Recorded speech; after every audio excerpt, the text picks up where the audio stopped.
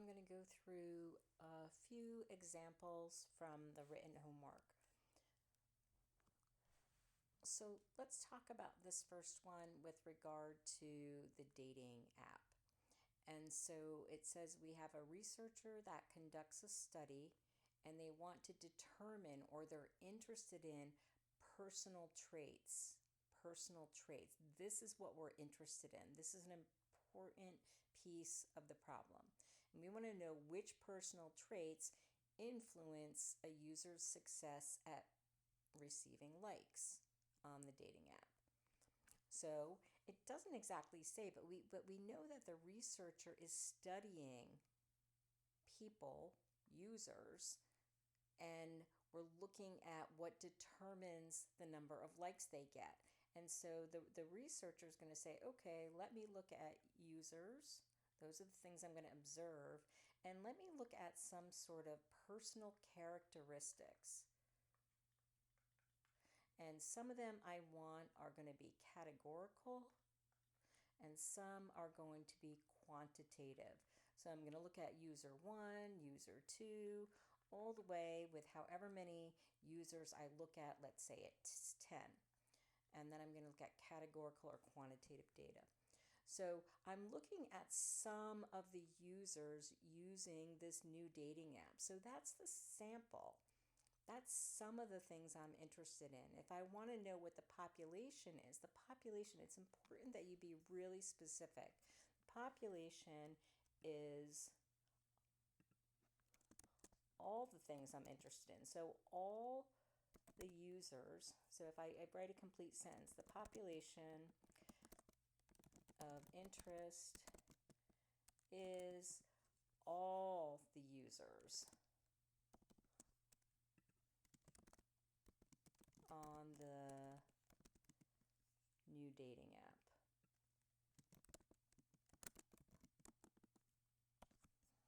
So I really want you to be specific and tell me what all the things are and give me as much detail from the problem so we be very specific. The next question says identify two quantitative variables that the user might record.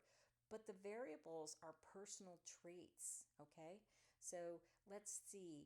It would say if I'm interviewing or taking a sample of users, one category it would say I've write a category down here, not a quantity.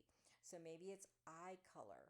Maybe it's then blue, green, hazel, brown, right? Oh, I'm sorry, that's a categorical variable. Let's start down here. So a categorical variable would mean when I look at the user, the thing I'm going to write on my clipboard is going to be a category. So categorical variable might be eye color. And so my variable might be brown. It's a thing that changes from user to user. Brown, blue, green, hazel. And another categorical variable might be gender. So we might write male or female. That would be a category that I wrote down. A quantitative variable that I'm interested in, and again, it would be some personal trait. Personal trait. So I say user 1 and I write down some quantity. Maybe it's height. Maybe it's age. That's a quantity that I can do some sort of calculation on. So this might be height, and this might be age. And that's that example. Let's go to another one. This is another one from the written homework. So we have an inspector who wants to, or he's interested in estimating the percentage of bottles coming off the production line that are broken. So now I want you to reflect back to that sort of deconstructing a word problem. First thing I want you to go through, and let's finish reading it. The inspector then randomly inspects. That is telling me right there, is sort of a key word that it's referring to my sample. So I'm inspecting 105. I'm inspecting some of the bottles. 105 bottles. That's my N from the production line. And then I find 8 of the 105 are broken. But let's go back and say though, do I see anywhere here that it says mean or average? No. So that's automatically telling me that I'm talking about pi and p hat. I'm talking about categorical data. So now the battle is, okay, what's my category? I already know it's categorical data. I don't see mean or average up here. So that means that my statistic is p hat and my parameter is pi parameter. So my sample is some of the things. So the sample is some of the things I'm interested in. I take a sample from the population. It's the 105 bottles from the production line. All right, so that's what I'm going to observe. Those are my observational units. I'm going to take a sample from the production line of 105 bottles, and what am I interested in? What am I interested in? What is the heading of my column? I want to know, right? I want to know, are they broken, yes or no? So my category is yes or no. Yes is success if it's broken. And we know here they're saying that 8 out of the 105. When I have a p hat and a pi, I always have, I can write it as a proportion or a percentage. A proportion has a numerator. 8 out of the 105 bottles that I sampled are broken. So I could turn that into a percentage as well. But I always have the number of success, which I define as being broken, divided by the sample size. So I would say, oh, let me take my first bottle. Let me inspect it. Is it broken or not? Yes. Maybe the second bottle I look at, no. Yes. No, no, no, no. I would go down, I would inspect all the way up to 105 of those bottles. All right. And once I inspected them, I would add up all the successes. I would add up how many yeses there are over 105. And I'm told that 8 out of the 105 is the proportion from the sample or my p hat that are broken. I'm interested in, I want to use that sample to tell me about the proportion or the percentage of all the bottles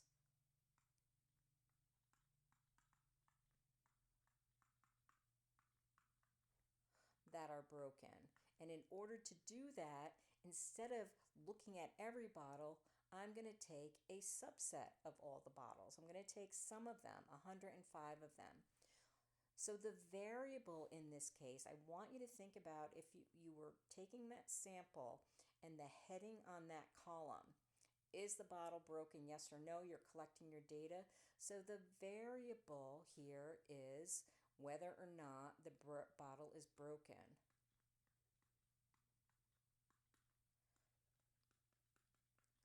Yes or no? That's the category. Yes or no? The population of interest is all the bottles on the production line. We want to know, we're interested in what's going on, not how many are broken. We're interested in the population is all the bottles on the production line. And what are we interested in about that? The parameter is what percentage of all those bottles are broken. Then it says identify the symbol to represent the parameter of interest. Okay, we talked about it here. That's already pi. We're interested in the proportion of all the bottles that are broken. The value of the statistic of interest, when it says value, it wants you to come up with a number. So the value, since we have our statistic of interest, is p hat. Statistics are from the sample. P hat is a proportion. It's only in context if I have the number of success is my numerator divided by the number of the sample size. So 8 out of 105. 8 bottles being broken doesn't tell me anything. If it was 8 out of 10, that'd be a lot of bottles that are broken, but it's 8 out of 105. Again, we could turn this into a percentage, divide that, but we can just give the proportion or the fraction. And the symbol used to represent the statistic we already talked about is p hat. All right, let's look at another one.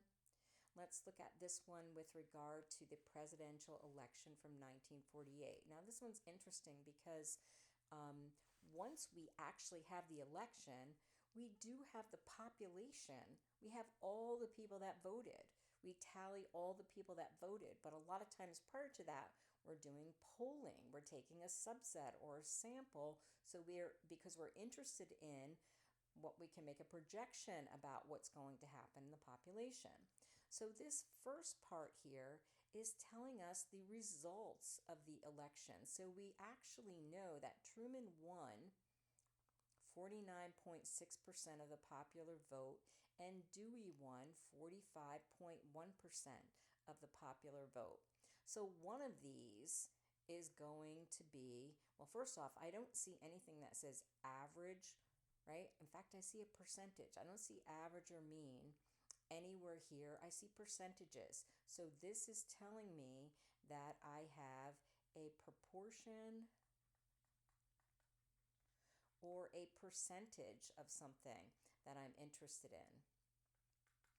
So that's telling me automatically that I'm talking about pies and p hats. I'm talking about proportion of success because this is the actual election results. One of those things is my actual proportion, right? How many people or what percentage of people voted for Truman?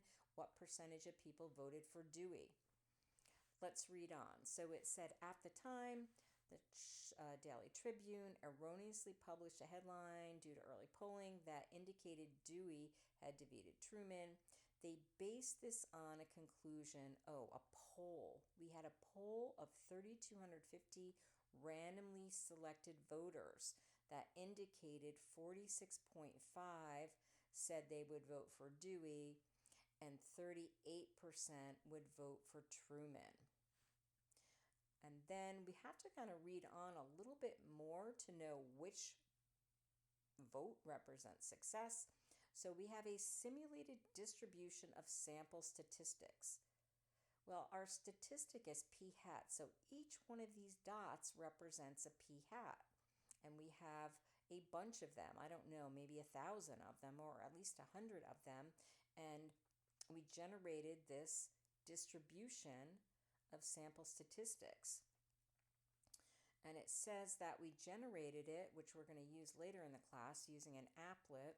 And it says it shows the statistics that we might expect to see, assuming we sampled 3,200 people. That matches up here from a population where 45.1% of them intend to vote for Dewey. This is telling us that success represents, did you vote for Dewey? We're assuming that this is true. We're making an assumption. So in this case, pi equals 45.1%. We are generating what would it look like assuming 45.1% of the people actually did vote for Dewey. And then we're repeating it lots of times. So each one of these p hats says, all right, we took a sample of 3,250 people, assuming that 45.1% of them really did vote, and we're sort of saying how many voted for Dewey over 3,250, and then we repeat it however many dots there are. 1,000 times maybe. It looks like there's more than 100 dots there. All right. So let's go back. So we know we're talking about proportion or percentage of success. So we're talking about pies and p hats. Let's talk about this Gallup poll? Well, they randomly selected 3,200 voters. So my sample size was 3,250 voters.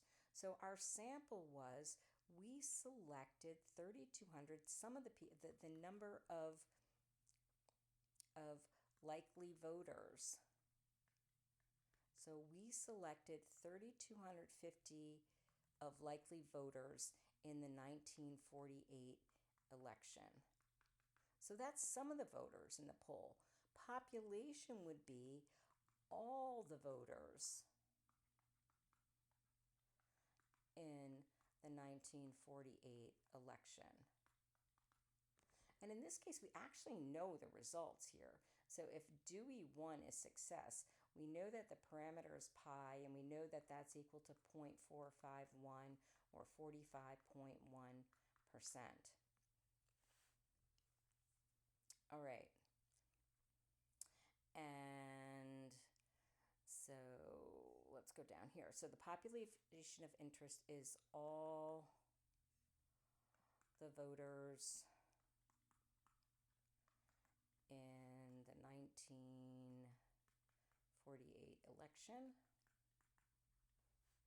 And in this case, we know the parameter because we have the results of the election. So it's known to be 0.451. So that symbol is pi.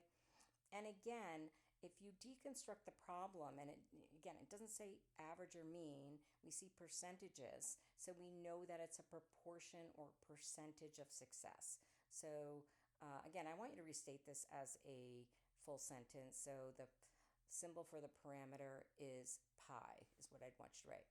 Then we know that the statistic is 0.465. The symbol for that is p hat. All right, you can write in Lumen just pi and p hat. It says identify the contextual meaning of each dot in the distribution. So when we create a distribution, we use a set of assumptions. And each dot created is based on the set of assumptions. One, we assume, in this case, that pi is true. All right, so we assume here that pi is equal to 0.451. And then we create each dot based on what our sample size is, 3,250, and it represents, in this case, a p hat. So each one of these dots represents a simulated proportion, a p hat, based on if we took a sample of 3,250 people that would vote for Dewey, if this is true, if pi is actually equal to 0.451. So there's really three elements. One, it's a simulated proportion, not a mean. We have the n, the sample size, that has to match whatever the sample size is in our scenario, and we assume that the population parameter is true. Then it says identify the mean of the simulated distribution. And so when we look up here at this graph, the mean of this distribution is 0.450. It's pretty close to 0.451, but it's not exactly equal to because we simulated it. I mean, we told it, we are assuming that this is true, but the question is asking for what was the simulated mean, and that is here, and it's 0.450, not 0.451, but it's pretty close to 0.451 because, again, remember we told it the assumption that this is true.